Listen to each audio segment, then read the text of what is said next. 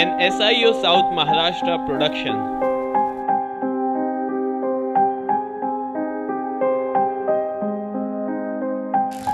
الحمد لله نحمده ونستعينه ونستغفره ونؤمن به ونتوكل عليه ونعوذ بالله من شرور أنفسنا ومن سيئات أعمالنا من يهده الله فلا مضل له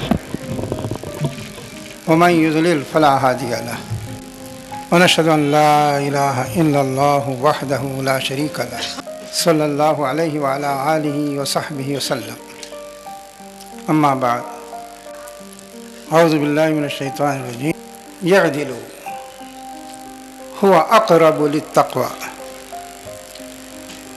واتقوا اللہ ان اللہ خبیر بما تعملون۔ محترم امیر جماعت اسلامی ہند ڈاکٹر عبدالحق انصاری صاحب، قیم جماعت اسلامی ہند مولانا محمد سراج الحسن صاحب، سابق امیر جماعت اسلامی ہند، ذمہ داران مرکز، ذمہ داران حلقہ اور مدعوین کرام، محترم خواتین اور محترم رفقا اور دوستو، آج اس دنیا میں جس چیز کا سب سے زیادہ چرچا ہے وہ ہے انسانی حقوق۔ ہر جگہ اس کا چرچا ہو رہا ہے، ذکر ہو رہا ہے کہ انسان کو اس کے جو حقوق ہیں وہ ملنے چاہیے، لیکن ہم دیکھتے ہیں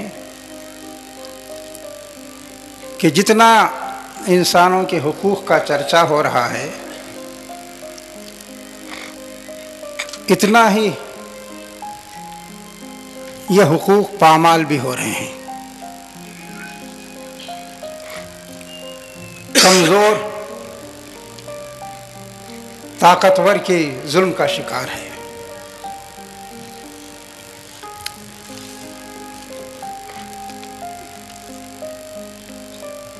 دلتوں اور پسماندہ طبقات پر ظلم ہو رہا ہے، اقلیتوں پر ظلم ہو رہا ہے، عورتوں پر ظلم ہو رہا ہے، غریب اور نادار لوگوں کے بچوں پر ظلم ہو رہا ہے، اور ہر ایک کا استحصال ہو رہا ہے۔ استحصال کا مطلب یہ ہے کہ آدمی ان کی صلاحیتوں کو اپنے فائدے کے لیے استعمال کر رہا ہے،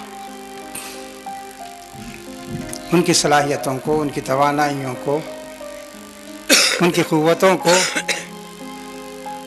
اور صحیح بات یہ کہ ان کے وسائل و ذرائع کو طاقتور انسان اپنے فائدے کے لیے استعمال کر رہا ہے اور فائدہ اٹھا رہا ہے۔ یہ بات بہت تفصیل سے کل سے ہمارے سامنے آ رہی ہے۔ اسی کے ساتھ آپ یہ بھی دیکھیں گے کہ افراد ہی پر ظلم نہیں کر رہے ہیں،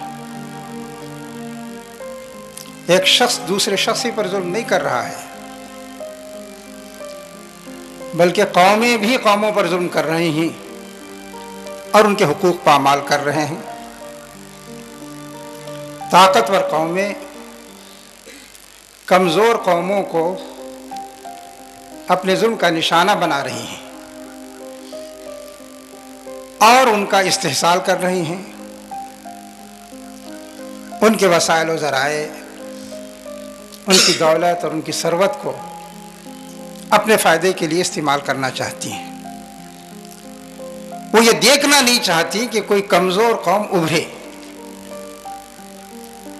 اور کسی پہلو سے ان کی حریف بن جائے، ان کے مد مقابل بن جائے، ان کے سامنے آ جائے۔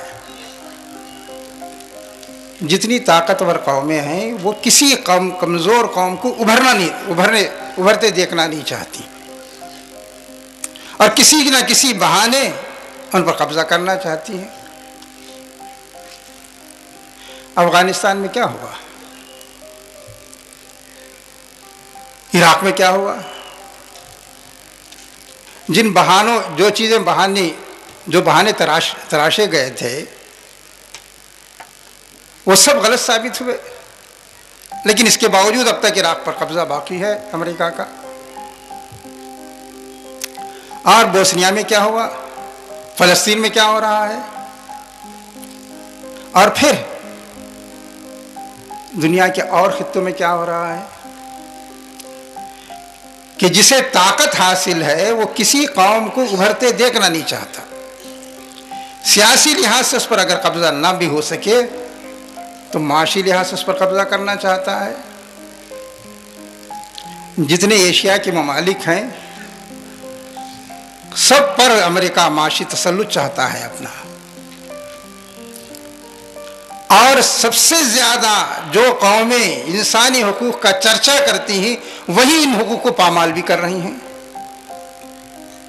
کہا جاتا ہے کہ انسانی حقوق کا تصور مغرب کے ذریعے ابھرا، یہ بھی ایک لغو اور مہمل بات ہے۔ انسانی حقوق کا تصور تو ہم نے دیا، ہم سے پہلے تو دنیا جانتی ہی نہیں تھی کہ انسان کوئی حق بھی رکھتا ہے۔ اس پر میں الگ سے گفتگو کروں گا، لیکن اگر یہ بات صحیح ہے، اگر اس کی کوئی معنویت ہے کہ انسانی حقوق کا تصور مغرب کے ذریعے ملا، تو آج یہ بھی واقعہ ہے کہ مغرب ہی کے ذریعے انسانی حقوق کی سب سے زیادہ پامالی ہو رہی ہے۔ اور کل سے اتنی تفصیل سے یہ باتیں ہمارے سامنے آئیں کہ اگر میں ذکر کروں گا تو اس میں تکرار ہوگی۔ ہمیں اچھی طرح معلوم ہے اور بتایا گیا ہے کہ کس کس پہلو سے انسانی حقوق کی پامالی ہو رہی ہے، ظلم ہو رہا ہے، زیادتی ہو رہی ہے۔ یہ بات تسلیم کی گئی ہے کہ مظلوم کو آواز اٹھانے کا حق ہے، وہ انصاف چاہ سکتا ہے، لیکن مظلوم کی آواز دبائی جا رہی ہے، مختلف پہلوؤں سے دبائی جا رہی ہے۔ طاقتور آدمی کمزور کو مقدمہ پیش کرنے کی بھی اجازت نہیں دیتا، اور طاقتور قومیں کمزور قوموں کو اپنا مقدمہ دنیا کے سامنے پیش کرنے کی اجازت نہیں دیتی، اور اگر وہ پیش بھی کرے تو اسے انصاف نہیں ملتا۔ ابھی کل ایک بات آئی تھی، آپ حضرات کے ذہن میں ہوگی کہ اس وقت جو مقدمات ہماری عدالتوں میں ہیں، ہندوستان کی عدالتوں میں، اس کے بارے میں کہا یہ جا رہا ہے کہ آئندہ اگر کوئی مقدمہ نہ لیا جائے تب بھی 300 برس لگیں گے ان مقدمات کے فیصلے کے لیے۔ اتنے مقدمات ہیں، کتنے مقدمے ایسے ہیں کہ آدمی پوری پوری زندگی گزار دیتا ہے، بلکہ نسلیں چلتی ہیں۔ ایک شخص نے جو مقدمہ شروع کیا وہ اس کا بیٹا چلاتا ہے، پھر پوتا چلاتا ہے، پھر بعد میں معلوم نہیں کبھی فیصلہ ہوتا بھی ہے اور نہیں یا نہیں ہوتا، اور ہوتا ہے تو حق کے مطابق ہوتا ہے یا نہیں، یہ ایک مسئلہ ہے۔ قرآن مجید نے انسانوں پر جو ظلم ہو رہا تھا بہت تفصیل سے اس کا ذکر کیا ہے۔ اس کے بعد اس نے کہا اس دنیا کو دیکھو،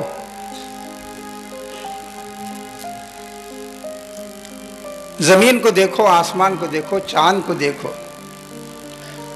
سورج کو دیکھو، تاروں کو دیکھو، پہاڑوں کو دیکھو، درختوں کو دیکھو، کہیں کوئی ظلم ہو رہا ہے؟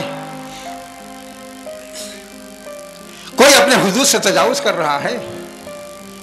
کوئی کسی کو ختم کرنے کی کوشش کر رہا ہے؟ کہیں نہیں دیکھو گے تم۔ اللہ تعالیٰ نے جس چیز کو جس کام پر لگایا ہے وہ چیز وہ کام کر رہی ہے، اور اس کا جو دائرہ کھینچ دیا ہے اس دائرے سے باہر نہیں جاتی۔ یہ کیا چیز ہے؟ وَالشَّمْسُ تَجْرِي لِمُسْتَقَرٍّ لَهَا ذَلِكَ تَقْدِيرُ الْعَزِيزِ الْعَلِيمِ۔ سورج کے لیے جو دائرہ مقرر کر دیا ہے، سورج کتنی بڑی طاقت ہے۔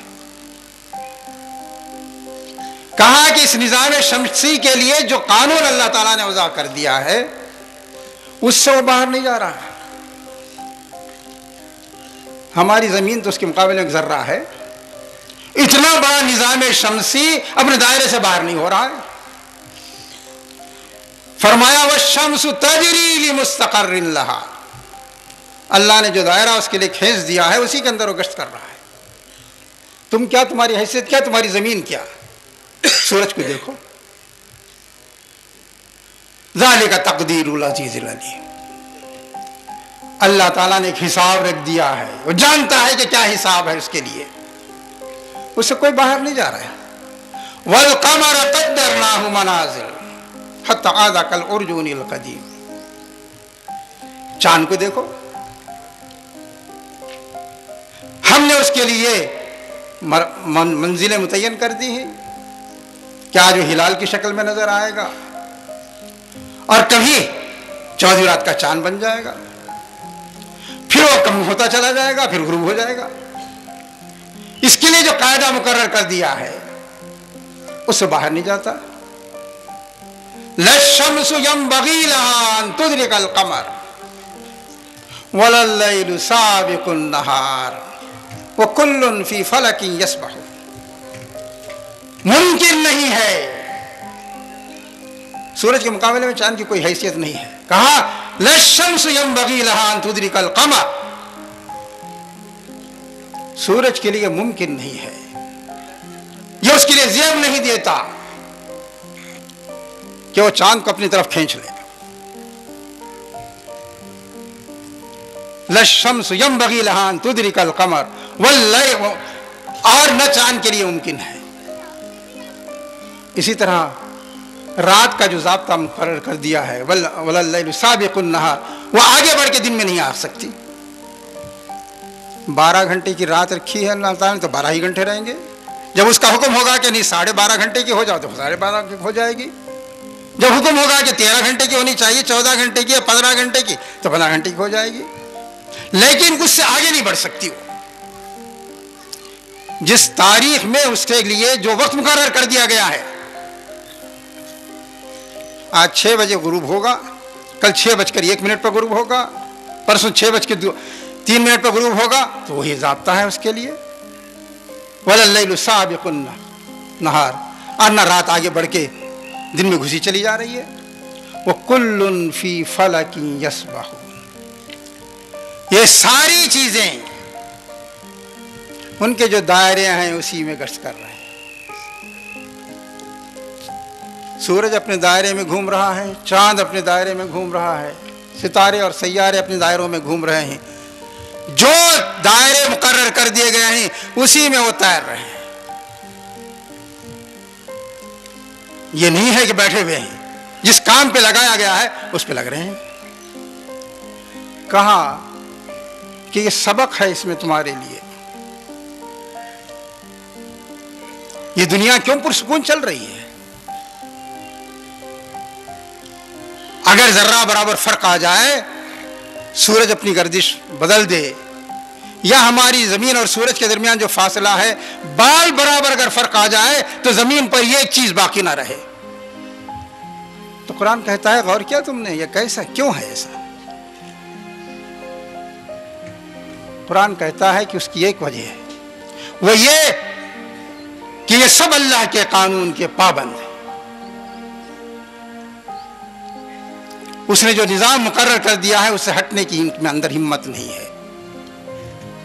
جس کام پر لگا دیا ہے اسی کام میں لگے ہوئے ہیں، اور ان کے لیے جو وقت اس نے مقرر کیا ہے اس وقت تک وہ کام کرتے رہیں گے. ایک دوسرے یہ فرمایا اس میں سبق ہے تمہارے لیے کہ تمہاری زندگی بھی خدا کے قانون کی پابند ہو جائے تو یہی اعتدال اور توازن ہوگا. کہیں کسی پر ظلم نہیں ہوگا، کوئی کسی کے دائرے میں دخل نہیں دے گا، کہیں کوئی چھینا جھپٹی نہیں ہوگی.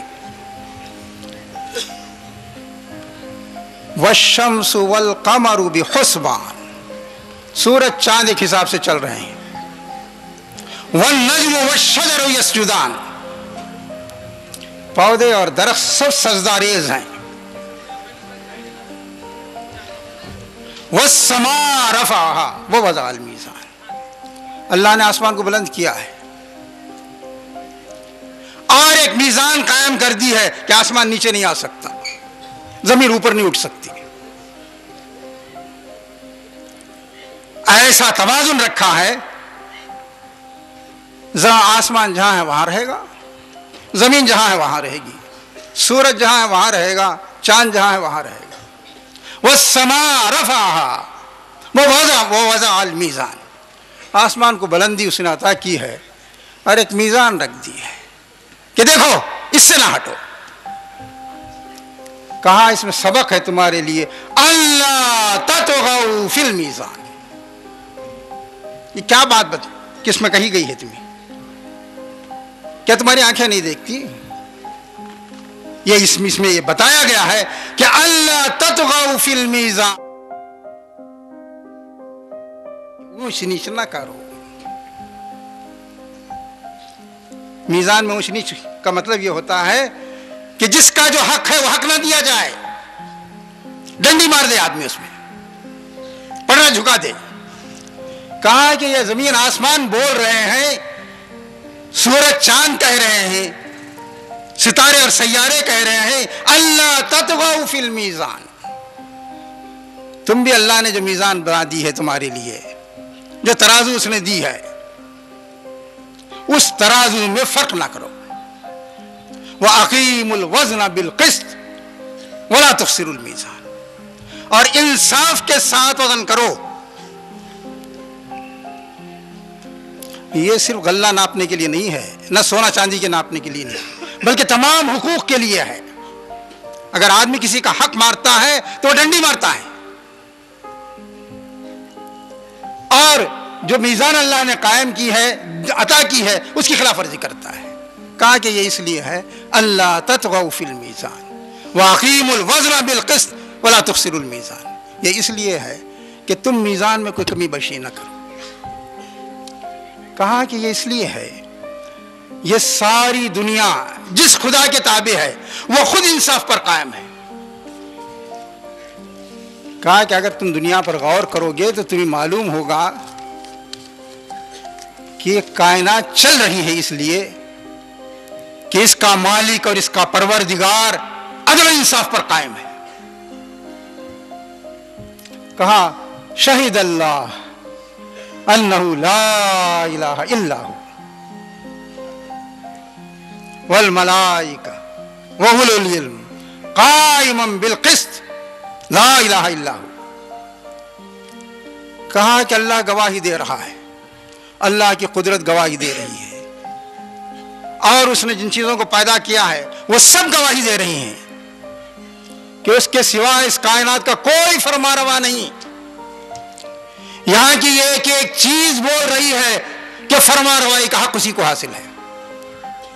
شہید اللہ، اللہ گواہی دے رہا ہے کہ اس کے علاوہ کوئی معبود نہیں ہے، وہی ایک معبود ہے. اور اس کے فرشتے بول رہے ہیں، اس کے فرشتے کہہ رہے ہیں جس نظام کائنات کو چلا رہے ہیں، اور اہل علم کہہ رہے ہیں کہ وہ قائم بالقسط ہے، انصاف کو لیے ہوئے کھڑا ہے، ظلم نہیں کرتا.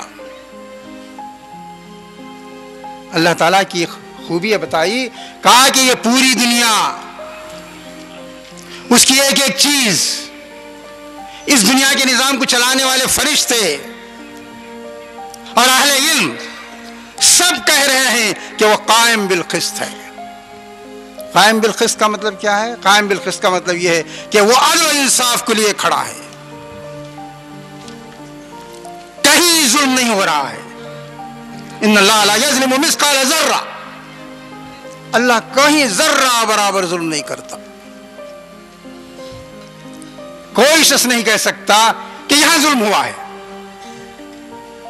جو اس نے قاعدے قانون مقرر کر رکھے ہیں سراسر عدل و انصاف پر مبنی ہے، اور اسی کے مطابق اس دنیا کو چلا رہا ہے. وہ کلمت،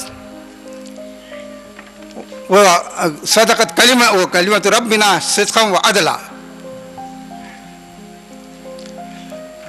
کہ اللہ تعالیٰ نے فرمایا کہ تیرے رب کی باتیں سچائی اور انصاف پر مبنی ہے. تو اللہ تعالیٰ کی یہ خصوصیت کہ وہ انصاف پر قائم ہے اور پوری دنیا کو عدل و انصاف کے ساتھ چلا رہا ہے، یہ اس بات کی دلیل ہے کہ انسان کو بھی ظلم اور ناانصافی سے بچنا چاہیے. اللہ تعالیٰ کی خوبی یہ ہے، ان اللہ لا یظلم مثقال ذرہ وان تک حسنۃ یضاعفھا ویؤتی من لدنہ اجرا عظیما. ذرہ برابر ظلم نہیں کرتا کسی انسان پر، بلکہ اس کا حال یہ ہے کہ اگر کوئی شخص نیکی کرتا ہے بڑھا چڑھا کر اس کا اجر دیتا ہے.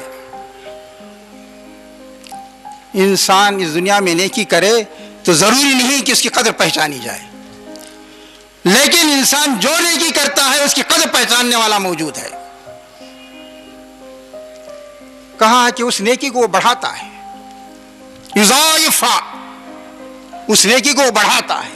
نیکی کو بڑھاتا ہے یعنی اجر و ثواب کو بڑھاتا ہے. کہا کہ وہ نیکی کہاں تک بڑھے گی، اس کی بھی تو کوئی لمٹ ہوگی. کہا کہ وہ یؤتی من لدنہ اجرا عظیما، اس سے زیادہ اجر عظیم دے گا.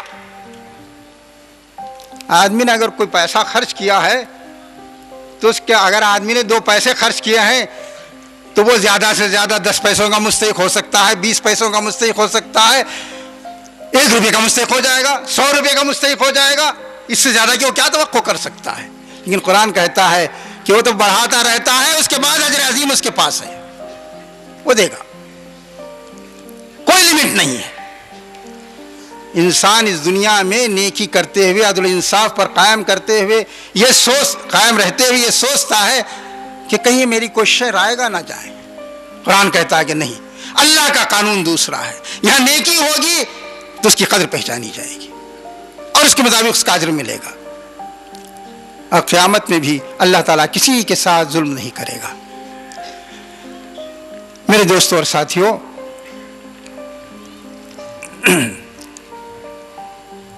اللہ تعالیٰ نے بتایا کہ یہ دنیا جسے تم دیکھ رہے ہو، اللہ تعالیٰ چاہتا ہے کہ انصاف کے مطابق چلے، کہیں کوئی ظلم نہ ہو. جگہ جگہ قرآن نے کہا ان اللہ لا يحب المعتدین، ان اللہ يحب المقسطین.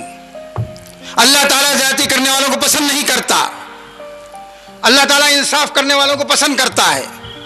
اگر اللہ کو خوش کرنا چاہتے ہو تو تمہارے لیے یہی راستہ ہے کہ عدل و انصاف پر قائم رہو، اور یہ یقین جانو کہ عدل و انصاف پر قائم رہو گے تو اللہ کی محبت تمہیں ملے گی. اور اگر اللہ کی نافرمانی کرو گے اور عدل و قسط سے ہٹو گے تو یہ سمجھ لو کہ اللہ تعالیٰ اس سے خوش نہیں ہے. تو یہ بات جگہ جگہ قرآن نے بتائی کہ اللہ تعالیٰ انصاف کرنے والوں کو پسند کرتا ہے اور ظلم کرنے والوں کو ناپسند کرتا ہے. میرے دوستوں اور ساتھیوں، ظلم کے خلاف ہر زمانے میں آواز اٹھی ہے. ظلم کو کوئی پسند نہیں کرتا، ظالم بھی پسند نہیں کرتا.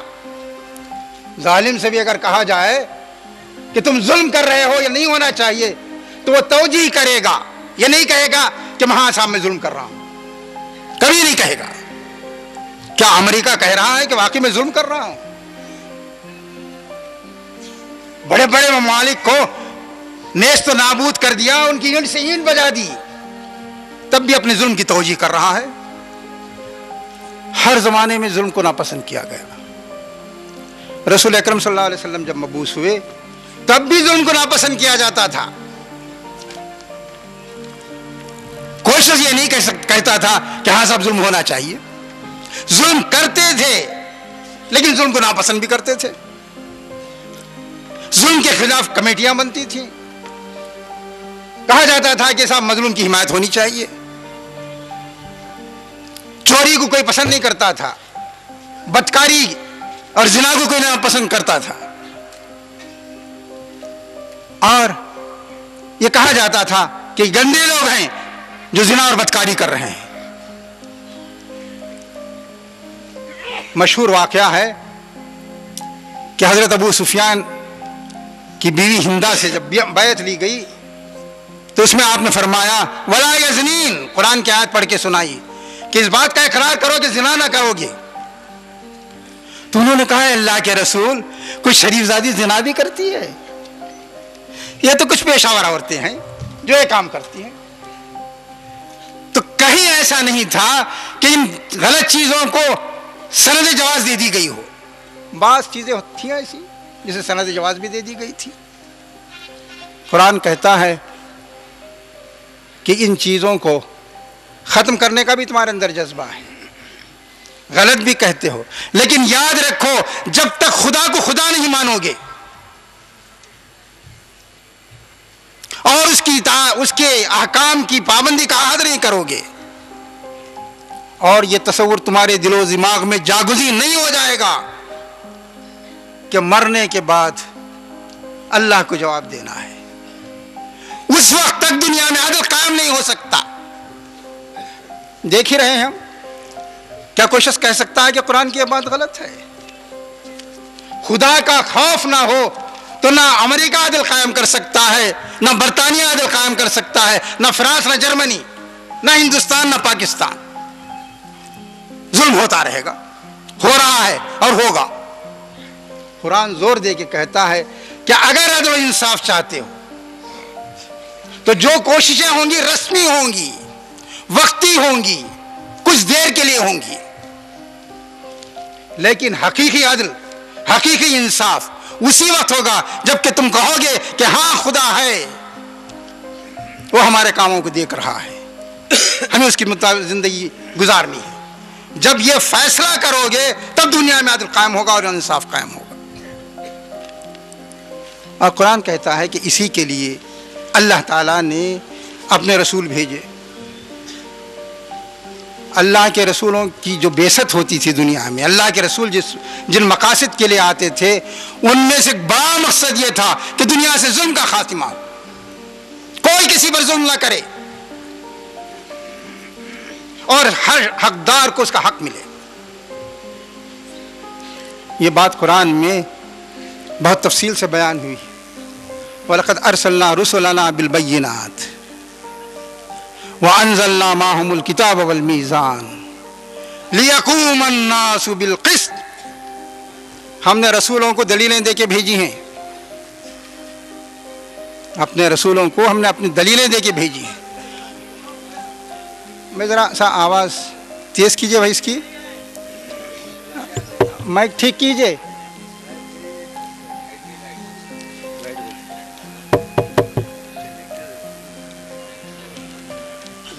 غالباً لائٹ نہیں ہے.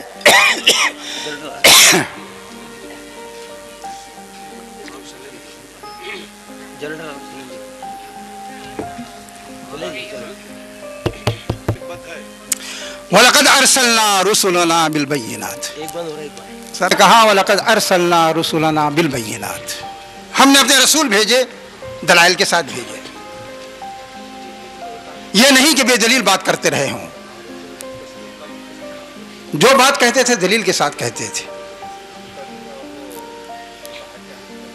وَلَقَدْ أَرْسَلْنَا رُسُلَنَا بِالْبَيِّنَاتِ وَأَنزَلْنَا مَعَهُمُ الْكِتَابَ وَالْمِيزَانَ.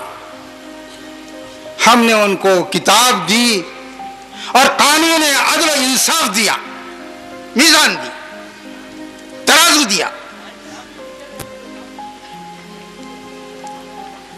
ہمارے پرانے بزرگوں نے لکھا ہے آدم علیہ السلام جب جنت سے آئے تب بھی ترازو لے کے آئے تھے. اب بات صحیح ہے یا غلط ویسے ہی میں نے سنا دیا آپ کو.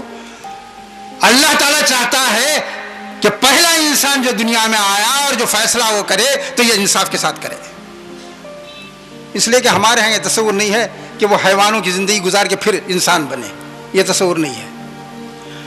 تو قرآن کہتا ہے کہ ہم نے رسولوں کو بھیجا، دلائل کے ساتھ بھیجا، اور ان کے ساتھ کتاب دی، ان کو کتاب دی اور میزان عطا کیا. کتاب میں تو ہر طرح کی چیزیں ہوتی ہیں، اسی کا ایک حصہ میزان ہے، قانون ہے، قانون عدل و انصاف.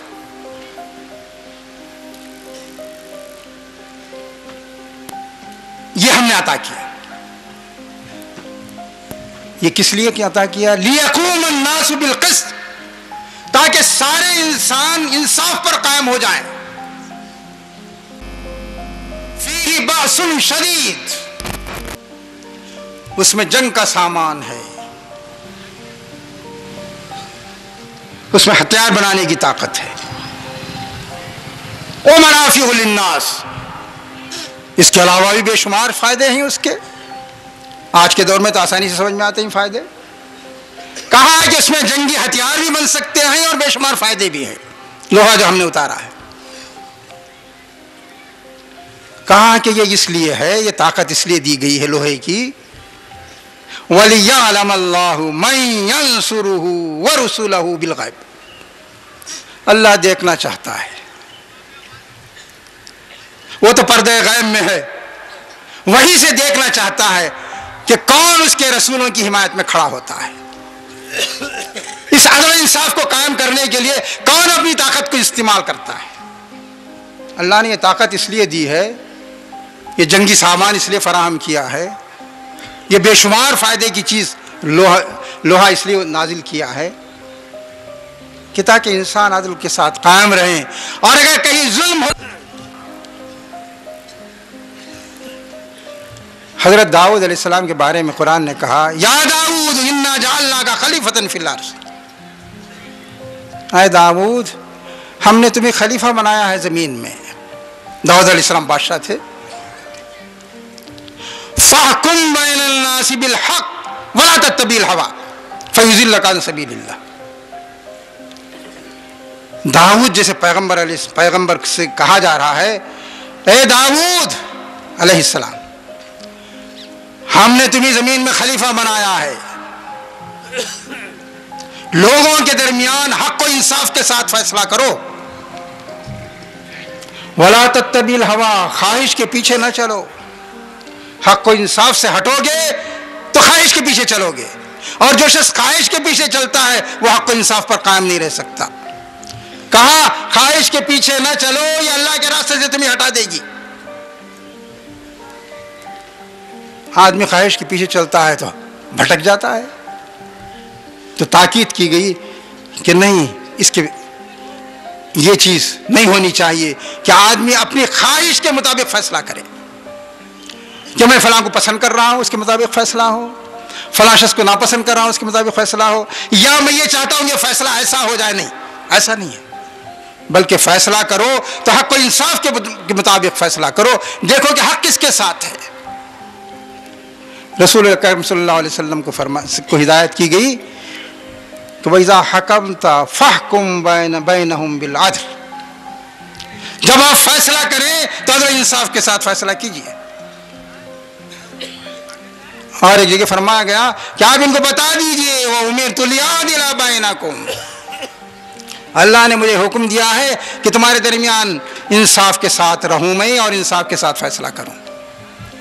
تمہارے نظری اور فکری اختلافات میں بھی اور تمہارے معاملات میں بھی میں فریق نہیں بنوں گا، بلکہ عدل و انصاف پر قائم رہوں گا اور عدل کے مطابق فیصلہ کروں گا. یہ بات قرآن میں بڑی وضاحت کے ساتھ سمجھائی گئی. میرے دوستوں اور ساتھیوں، اس کے بعد قرآن کا کنٹریبیوشن ہے. وہ کنٹریبیوشن ایسا ہے جسے ہم سب کو ذہن میں رکھنا چاہیے. وہ یہ کہ قرآن نے ظلم کے خلاف ایک فرد کو کھڑا کیا. عدل و انصاف کے لیے فرد کہا کہ ہر شخص کو کھڑا ہو جانا چاہیے. کسی ایک کا معاملہ نہیں ہے. آدمی خود خیال رکھے کہ وہ انصاف پر عمل کرے، انصاف کے مطابق عمل کرے، ظلم و زیادتی کا راستہ نہ اختیار کرے. پھر یہ کہ ایک چیز کی نشاندہی کی کہ کہاں کہاں ظلم ہو رہا ہے اور نہیں ہونا چاہیے. اس نے کہا کہ دیکھو یتیموں کے ساتھ تمہارا کیا سلوک ہے. یتیم اس لیے کہ بے سہارا ہے، وہ اس کا باپ نہیں ہے، کوئی اس کا پوچھنے والا نہیں ہے، تم زیادتی کر رہے ہو اس کے ساتھ. کلا بل لا تکرمون الیتیم، صحیح بات یہ ہے کہ قیامت کا انکار کرنے کی وجہ سے یتیم کی عزت نہیں کرتے ہو تم. قرآن یہ نہیں کہتا کہ اس کا حق دو، وہ بھی کہا ہے اس نے، لیکن کہہ رہا ہے اس کی تو عزت کرنی چاہیے تمہیں. نہیں، یہ نہیں، عزت نہیں ہو رہی ہے تمہاری سوسائٹی میں. یتیم کی عزت نہیں ہو رہی ہے. وہ تو عزت کا مستحق تھا، وہ اس ذلت کا مستحق نہیں تھا جو اسے پیش آ رہی ہے. کہا کہ خدا کا اور آخرت کا انکار کرنے کی وجہ سے تم یتیم کی عزت نہیں کر رہے ہو. اور پھر اس کے بعد قرآن نے کہا ان الذین یاکلون اموال الیتامی ظلما انما یاکلون فی بطونہم نارا وسیصلون سعیرا. جو لوگ ناحق یتیموں کا مال کھا جاتے ہیں وہ در حقیقت اپنے پیٹ میں آگ بھر رہے ہیں. یہ نہ سمجھیں کہ وہ کوئی اچھا کام کر رہے ہیں، بلکہ دراصل ہرس کی جو آگ ہے اسے بجھانے کی وہ کوشش کر رہے ہیں. ان کو معلوم ہونا چاہیے کہ وہ پیٹ میں اپنی خدا کی آگ بھر رہے ہیں اور بہت جلد وہ جہنم میں پہنچیں گے. پھر اسی طرح قرآن نے ہر فرد کی یہ ذمہ داری قرار دی کہ وہ بوڑھے ماں باپ کا احترام کرے، اور یہاں تک کہا وَلَا تَقُلْ لَهُمَا اُفٍّ. اور اگر وہ بوڑھے ہو جائیں فَإِمَّا يَبْلُغَنَّ عِندَكَ الْكِبَرَ أَحَدُهُمَا أَوْ كِلَاهُمَا فَلَا تَقُلْ لَهُمَا اُفٍّ وَلَا تَنْهَرْهُمَا. اگر وہ بڑھاپے کو پہنچ جائیں، ماں باپ میں سے دونوں یا ان میں سے ایک، فلا تقل لهما اف، ان کو اف تک نہ کہو، ولا تنہرهما، اور نہ ڈانٹ کے بات کرو ان سے. وقل لهما قولا کریما، شریفوں کی طرح ان سے بات کرو، تمہاری بات شریفانہ بات ہو. یہ نہ ہو کہ بڑے میں آپ تو تنگ کر رہے ہیں، آپ سے تو خاموشی نہیں رہا جاتا. انہوں نے کتنی تکلیفیں نہیں برداشت کی ہوں گی، کتنے نخرے تمہارے برداشت نہیں کیے ہوں گے. تو یہ ہر فرد کی ذمہ داری قرار دی گئی. عورتوں پر بھی ظلم ہو رہا تھا، اور قرآن نے کہا کہ یہ ظلم نہیں ہونا چاہیے. ایسے واقعات بھی تھے، یہ نہیں کہ عرب میں ہر جگہ ہو رہا تھا ایسا. ایسے واقعات بھی ملتے ہیں کہ لڑکیوں کو زندہ دفن کر دیا گیا. لڑکیوں کو منصوبے کی طرف، یہ پورے منصوبے کے ذریعے ختم کرنا تو آج کا فیشن ہے. عرب کے جاہل یہاں تک نہیں پہنچے تھے. ان کے ہاں ایک آدھ کیس ہوا تھا ایسا، تاریخ میں دو ایک کیسز کے حوالے ملتے ہیں، یا کچھ زیادہ ہوئے ہوں گے. قرآن نے کہا وَإِذَا الْمَوْءُودَةُ سُئِلَتْ بِأَيِّ ذَنبٍ قُتِلَتْ. کہا یہ بچوں کا، یہ جو بچی کو دفن کر دیتے ہو تم، زندہ درگور کرتے ہو، اس کے بارے میں پوچھا جائے گا. ایسا نہیں ہے کہ تم نے کیا ہے قصہ ختم ہو گیا، یہ اللہ کے ہاں نوٹ ہو گیا ہے، اس پر سوال ہوگا. تو اس نے غلاموں کے بارے میں بھی کہا کہ ان کے حقوق ان کو ادا کرو. اور انسان پر اللہ کا احسان ہے، اللہ کا شکر ادا کرو کہ اس نے تمہیں آزاد پیدا کیا ہے، آنکھیں دی ہیں، کان دیے ہیں، دل دماغ دیا ہے. فَلَقْتَحَمَ الْعَقَبَةَ، لیکن یہ جو گھاٹی تمہارے سامنے اس پر نہیں پہنچنا چاہتے ہو تم. وہ گھاٹی کیا ہے؟ وہ أَدْرَكَ مَا الْعَقَبَةُ فَكُّ رَقَبَةٍ. وہ گھاٹی یہ ہے کہ آدمی غلام کو آزاد کرے. تو ایسے اس نے پورے افراد کو تیار کیا.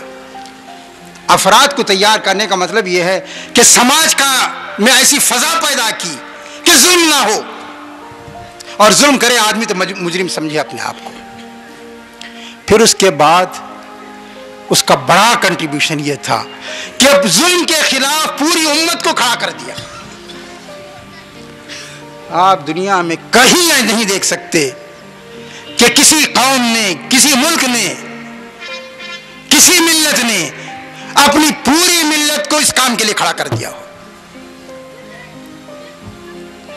کہا یا ایھا الذین آمنوا کونوا قوامین للہ شہداء بالقسط، اے ایمان والو اللہ کے لیے کھڑے ہو جاؤ، اللہ کی رضا کے لیے کھڑے ہو جاؤ، اللہ کے دین کی سربلندی کے لیے کھڑے ہو جاؤ۔ وہ کیا ہے؟ شہداء بالقسط، ہر طرف حق کی گواہی، انصاف کی گواہی دینے والے کہ یہ ظلم ہے، یہ انصاف ہے۔ تمہاری زبان سے اس کا اظہار ہوتا رہے۔ کونوا قوامین کا بالقسط کا مطلب یہ ہے، کونوا قوامین للہ کا مطلب یہ ہے اس کے لیے ایسے یعنی کھڑے ہو جاؤ، یہی کام تمہارا مستقل ہو، یہ نہیں کہ کسی وقت کھڑے ہو گئے، کھڑے ہونے والے بن جاؤ، کھڑے رہو،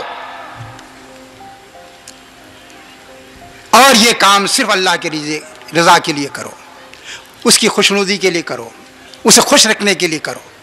شہداء بالقسط، کہا کہ قسط عدل و انصاف کی گواہ بن کر کھڑے ہو۔ پھر اس کے بعد فرمایا وَلَا يَجْرِمَنَّكُمْ شَنَآنُ قَوْمٍ عَلَىٰ أَلَّا تَعْدِلُوا، کہا کہ اپنوں کے ساتھ تو انصاف کرنا آسان ہے، دشمنوں کے ساتھ بھی انصاف کرو، کہیں ایسا نہ ہو کہ کسی قوم کی دشمنی تمہیں انصاف سے پھیر دے۔ یہ بات اس وقت کہی جا رہی تھی کہ اہل عرب مسلسل ظلم کرتے چلے آ رہے تھے، ابھی تک ان کی تلواریں مسلمانوں کے خون کی پیاسی تھی۔ اس وقت کہا گیا یاد رکھو دشمن کے ساتھ بھی انصاف کرو۔ ہے کوئی یہ سبق دینے والا؟ ہے کوئی قوم جس نے پوری قوم کو اس کام پر لگا دیا ہو؟ قسم خدا کی سوائے اسلام کے کہیں یہ تصور نہیں ملے گا کہ پوری امت کو عدل و قسط کے قائم کرنے والا بن جانا چاہیے۔ کہا یعدلوا اقرب للتقوی، انصاف کرو، تم تو تقوی کے دعوے دار ہو، خدا ترسی کے دعوے دار ہو۔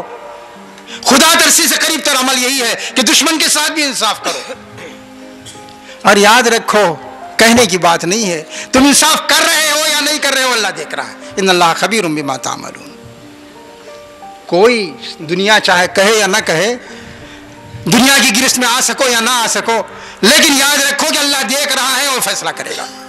میرے دوستوں اور ساتھیوں، میں نے شاید کچھ وقت زیادہ لے لیا ہے، بار بار پرچے آ رہے ہیں۔ اللہ تعالیٰ سے دعا ہے کہ یہ آپ کا مرکزی تھیم ہے۔ دو جو سیشن اس میں ہوئے ہیں آپ کے، بھائی وہ پروگرام ہے، اس میں 10 منٹ 5 منٹ بڑھانے کا موقع نہیں ہے، یہ آپ کا مین تھیم ہے۔ میری گزارش یہ ہے، میری خواہش یہ ہے کہ آپ اس تصور کو لے کے دنیا سے جائیں، یہاں سے جائیں کہ آپ عدل و انصاف کے علمبردار بنیں گے۔ آپ کے ہاتھوں میں انصاف کا جھنڈا ہوگا اور وہ جھنڈا کبھی نہیں جھکے گا۔ اللہ سے دعا ہے کہ اس کی توفیق ہمیں عنایت فرمائے۔ بارک اللہ لنا ولکم فی القرآن العظیم ونفعنا وإیاکم بالآیات والذکر الحکیم، انہ تعالی جواد قدیم ملک بر رؤوف رحیم۔